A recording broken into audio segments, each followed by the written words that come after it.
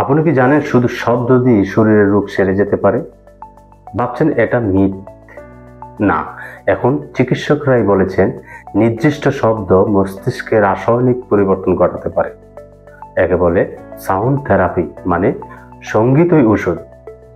আমাদের শরীরে প্রতিটি অঙ্গ, কোষ সবকিছুই একটি নির্দিষ্ট কম্পাসে ফ্রিকোয়েন্সি কাজ করে। যখন আমরা চাপ, ভয় বা উদ্বেগ থাকি, এই কম্পাসের ভারসাম্য নষ্ট হয়।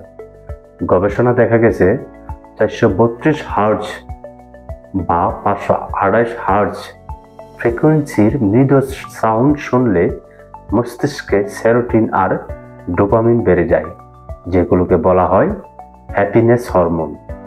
এই জন্য সাউন্ড মেডিটেশন বা সাউন্ড বাথ এখন থেরাপি সেন্টার ব্যবহার হচ্ছে। স্ট্রেস, ইনসোমনিয়া, এমনকি ব্যথা কমাতেও।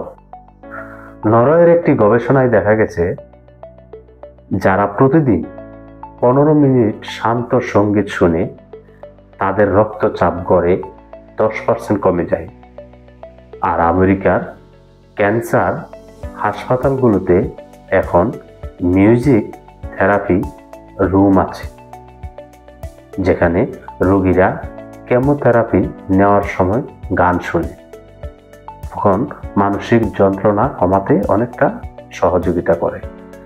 যেখানে রোগীরা কেমো নেওয়ার সময় গান শুনে মানসিক যন্ত্রণা কমাতে।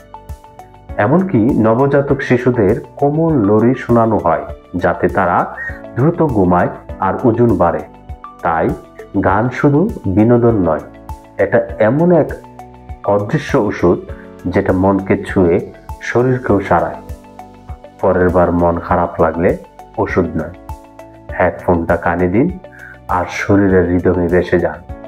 আরও এই ধরনের ভিডিও পেতে আমার এই চ্যানেলটি সাবস্ক্রাইব করে রাখুন।